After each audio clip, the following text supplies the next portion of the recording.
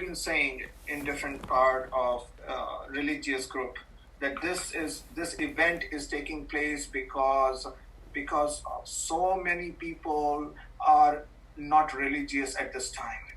Majority of people are not religious. That's why this happened, to bring them back to religion. And I say to that this event is not taking place because of the non-religious people. This event is taking place because of the religious people. So make this very clear in your mind that it is happening because of the religious people. Because whether it is Christianity, whether it is Judaism, whether it is Islam, whether it is a Hinduism or Buddhism or any ism, has not changed for last thousands of years. Variations are of course there in the years. They have been crystallized to the same kind of a BS that what they have been doing for last thousands of years. They have not evolved a bit. And whenever there is a crystallization, then the universal consciousness comes and decrystallizes it. So this is not happening because of the non-religious people. It is happening because of the religious bull that goes on in this world, by the way. Okay, so this has to occur. This will happen again wherever there is a. So today the path of Shin is a fiery path. You can go through that fire and you can come out as purified, or you can come out as burned and complain about your life. So this is a path working. This whole universe, this whole world is a path working, and this is amazing time because we are going to be born as a phoenix, those who have a capability. This fire is going to purify us. It's a beautiful thing in our life. This is not going to end here for the people who are not awakened. It will come with reinforcement to it. The virus cannot die.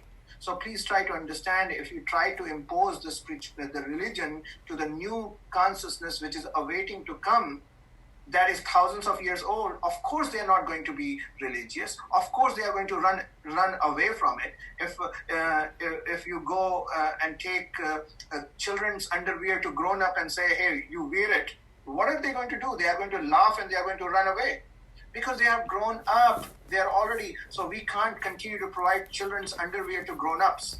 We need to build a new kind of understanding, a new kind of mindset for this new consciousness which is being born and awaiting for some kind of a new understanding. So the life is not dependent upon outside. Mystics do not view life that which is given from outside. Because what did we come? We did not come already. Did you come with your clothes on and everything that you possess now? You came with that? No, we came with zero. We had nothing in our hand. And how are we going to go? How? What are you going to take with you? Zero. So from zero we came, and to zero we are going. Life is zero. Please remember, life is zero. Do not try to make any value out of life. If you try to make any value out of life, you will be idiot. Because life is beautiful. Zero is not something valueless, because in our mind we think zero is a valueless. Zero is such a beautiful thing.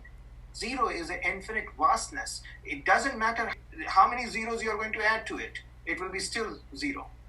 And it doesn't matter how much you're going to take from that zero. You are going to actually zero is not going to lose its value.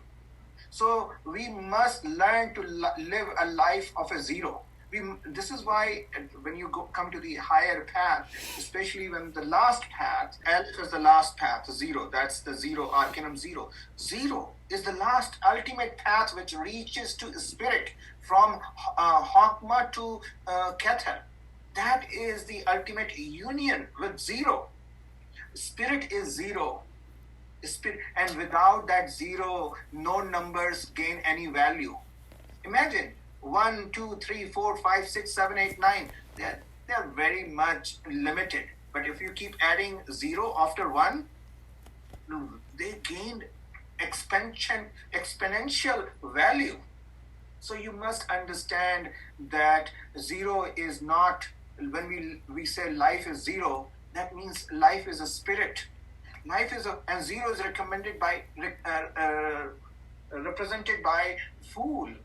we are fooled because we don't have a fever and race to hyperness to find this possession that what we are missing. People, when I see and interact, they live their life as they're missing something. No, we are not missing anything. Here, right now, what will happen? What will they take? People say, hope this will go away, hope this will be better. That's not our hope. That is not our hope. That's a bush hope. Don't live with that hope that tomorrow will be better. No, who cares? That's a mankind mentality. If you live with the hope of a mankind minded, if you believe hope tomorrow the world will be better, tomorrow my outer life will be better, then you will be hopeless. Because hope creates hopelessness. And we are beyond hope and hopelessness. Hope, this is a vertical hope, the hope of a reunion of ourselves. This is a true hope. Hope does not rely on the externalism. We are chasing our shadow, and even until the last breath, we are asking for this shadow. We are living and making a decision from this shadowic life. When are we going to stop that nonsense? This is how we built our ego, and we say, look at me, what I have created. Oh, look at me, what possession I have, or look at me, how poor I am. Look at me, how loser I am. Both are a fallacy. And as long as mankind will have that kind of ego, we are going to be beaten. Universal consciousness will come with force and will beat us. Remember when I was a child, I remember this very clear, that we will get the rice with husk, and you have to beat in a pot. Women at home will beat the rice like this until the husk comes out. Then they stop beating. So we are that kind of a rice with a husk. Husk is our ego. Rice is our purity. And we will be beaten. Mark my word, again and again. Whoever has false ego, humility is the universal consciousness is teaching, and that humility is zero. Humility is a fool. We do not have to speak the 7.5 billion language. It does not matter if 7.5 billion people believe in something. That does not become truth. Crowd is not a truth. You must understand. So individuality is truth. Individuality is truth. I tell you one story that comes to my mind.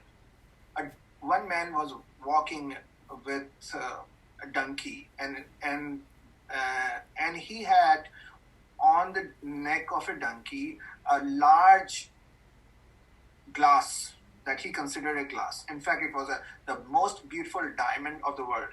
He didn't know. And he was walking by quite an isolated area. And when he was walking, a jeweler passed by, and he saw that unbelievable piece of diamond. And he thought that how idiot that the man is, that he's hanging it on donkey. So he was very sure that the man does not know what is the value of that diamond. So what he did, he offered him, hey, can you, and that diamond, by the way, was a multi-million-dollar piece. He said, do you want to sell it for $10? That piece of glass, it's not good for you. He wanted to get as cheap as possible.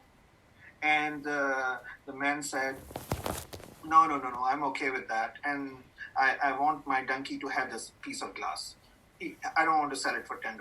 The jeweler thought, okay, he will change his mind and I will come back in an hour and offer him probably $100, then he will be definitely selling it to me. He had this plan in his mind, very calculated mind. And then he came an hour later in the same area and saw that there was no diamond hanging from donkey's mind. He said, what happened? And the man said, well, I sold it. Someone came and offered me $1,000 and I sold it immediately. He said, you fool, you idiot. You sold it for $1,000. Did you know that diamond was more than $10 million? More than 10 million, and you sold it for $1,000. You idiot. He said, well, if I would not be idiot, Why would I be not hang? Why would I be hanging a diamond on donkey's neck? I admit I'm idiot, but who you are? You must be idiot too, because you knew the value. You knew the value and still did not buy it. Did not buy it. So this is very important lesson for all of us, that we know the value, what is in front of us, not chasing some kind of a shadowy life in the future that we will come back tomorrow, I will be happy. If you cannot be cheerful right now, you can never be cheerful ever. Mystic's quality is a cheerfulness. Mystic quality is a friendliness. Mystic quality is compassion. These are the qualities. If you are not practicing these kinds of quality, then what is going to happen? Your mind is going to be corrupted. Your mind is not going to be thinking some beautiful life. You're going to miss that time. So four things: compassion, cheerfulness, gratitude, and friendliness. These four aspects you have to practice in your daily life.